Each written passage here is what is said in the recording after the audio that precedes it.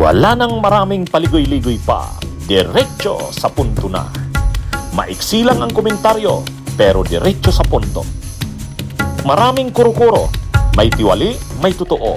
Dito, sa puntong diretso tayo. Punto diretso. So, mga kabunyog, itong itong nangyaring itong nangyari ay ang minorya, inaakusahan nila ang minorya na nag-ano daw. Yung minorya, inaakusahan nila, hindi man lang daw sila minessage habang nangyayari daw yung insidente na yon. Isa pa yan sa drama ni Cayetano, ni Pia. Sabi ni Pia Cayetano, nung nangyayari yung insidente, wala man lang galing sa minorya na nag-message sa amin. Oh, yan yung drama niya, ha? Oh, yan yung drama niya. Oh, sabi niya, ano naman, nakakalungkot. Oh, yan yung sinasabi niya. Nakakalungkot daw na nung nangyayari daw yon, wala man lamang daw nag-message. Ha? Wala man lamang daw nag-message sa kanila. Yan ang sinasabi ni sabi ni Pia Cayetano. Mr. President, I also will not interpolate or make my own privileged speech today as requested by the Senate President. I reserve my right to make the proper interventions at the time that the Senate President and our other colleagues agree upon. But I just want to make this quick statement. Parang walang nangyari. Yan po ang statement ng ating butihing Senadora Risa Hontiveros. Siguro po para sa inyong mga wala dito. Pero para sa amin na nandito, napakaraming nangyari. Takot na takot po ako na kailangan ko na magpaalam sa mga anak ko. At yung staff ko, 2 pintuan ang pagitan ko sa putukan. Yung staff ko na si Claire, na 20 years na sa akin, nandun siya sa labas. She has a 12-year-old son. Kinuwento niya sa akin late na tumatakbo siya, hindi niya alam kung saan siya pupunta. Kaya para sabihin niyo na walang nangyari. Napakasakit para sa aming lahat na nandito. And as I said, 2 pintuan na nagpo-protect sa akin sa putukan. Pero yung media, yung Senate staff, yung hindi naman makauwi dahil sila ang security, sila ang elevator, women and boys natin, nandoon po sila. So dear colleagues, napakarami nang nangyari. And one more thing, wala ho akong sinisisi. Pero nung pagkatapos ng lahat, pagtingin ko ng group natin, yung dating majority group, walang ni isa sa inyong nangamusta sa amin. Some of you I've known for 20 years, 10 years, and I didn't even hear any of you say, kumusta na kayo dyan? Napakasakit na sa akin. Sobrang sakit. So yun lang ang masasabi ko. Yes, I am very ready to share my story, to ask questions. Pero kung wala ho kayo dito, huwag niyong questionin yung mga nangyari sa mga nandito. Dahil nandito kami, kasama ng staff namin, Senate staff. You have your own story, I respect that. But please respect my own story. Thank you, Mr. President.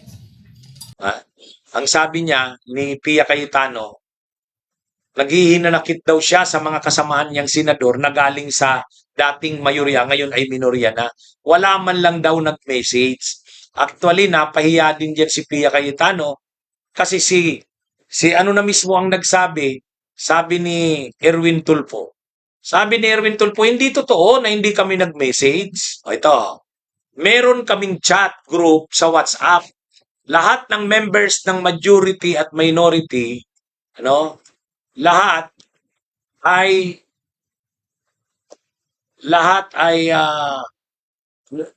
member ng chat group. Nagpadala ng message sina Kiko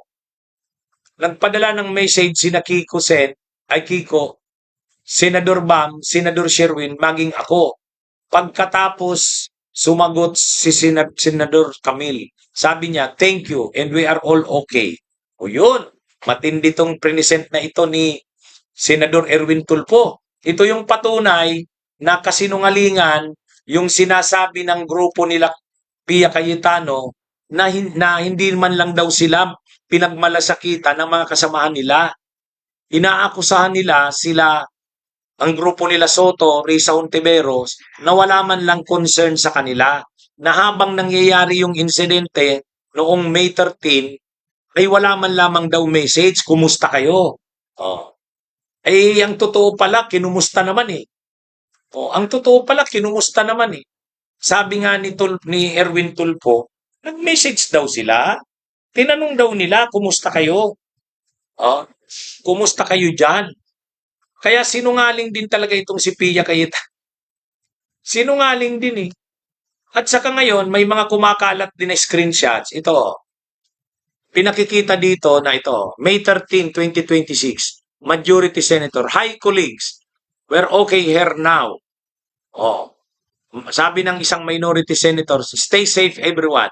Sabi rin ng isang minority senator, "Please stay safe overall there guys." Sabi pa ng isang minority senators, "Praying for all of you there." Oh, kita nyo? Kita nyo mga kabunyog? Mayroong messages galing sa mga senador ng minorya. Kaya lang, ito yatang si Pia Cayetano, hindi naman nagbubukas ng messages niya. Ha? Oh. Kaya sabi ni Senador Erwin Tulfo, hindi totoo na wala silang concern sa mga kasamahan nila. Nag-message sila, sabi niya. Oh. Nag-message sila, hindi totoo 'yun. Oh, ito yung sinasabi ni Erwin Tulfo.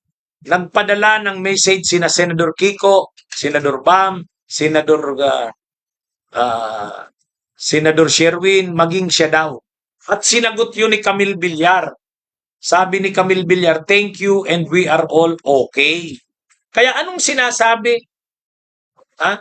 Ano naman yung sinasabi ni Pia Cayetano na wala man lang pangungumusta sa kanila. So hindi pala totoo yun. Kaya ang totoo, grabe ang drama nito nila Pia Cayetano. Ayan oh, umiiyak, sabi ni Pia Cayetano, "Walang ni isa man sa inyo na nangumusta sa amin." O yun ang pinalalabas niya kaya umiiyak. Masama ang loob ko sa inyo. Wala man lang isa sa inyo na nangumusta sa amin kung kumusta na kami. Eh, kasinungalingan pala eh. Ang totoo pala, nangumusta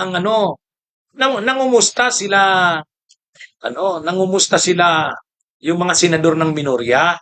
Kasinungalingan ni Pia Cayetano. Yan ang problema sa kanila eh. Ha? Yan ang problema. Kaya mga kabunyog, ang lumalabas, sinungaling itong sila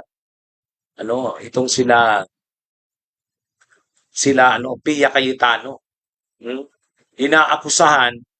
Inaakusahan yung minorya na wala man lamang daw nangumusta sa kanila. Kumusta kayo dyan? Oh. Ang daming senador na nag-message sa kanila galing sa minorya. Kaya lang itong si Pia Cayetano, talagang gusto niya, nag-aano siya sa publiko. Sa totoo lang, nag-aano siya, humihingi ng awa. Oh, nagpapaawa siya.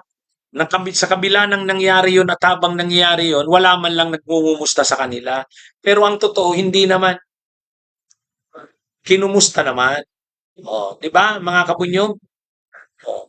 Kaya ito, minsan pa napatunayan dito na sinungaling sila Pia Cayetano.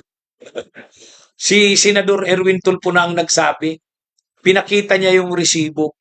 Ano yan? Nangumusta sila. Oh, sinungaling itong si Pia kasi umiiyak siya. Yun ang isa sa hinalakit niya sa pag-iyak niya eh.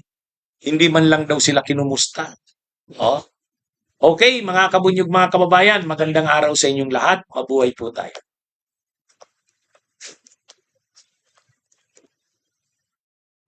Bunyog, halikan na kasama ka. Bunyog, kapag buklod ay may pag-asa. Luzon, Visayas, Mindanao, isa ang pananaw. Sa bagong Pilipinas ang bunyog isisigaw. Bunyog, bunyog.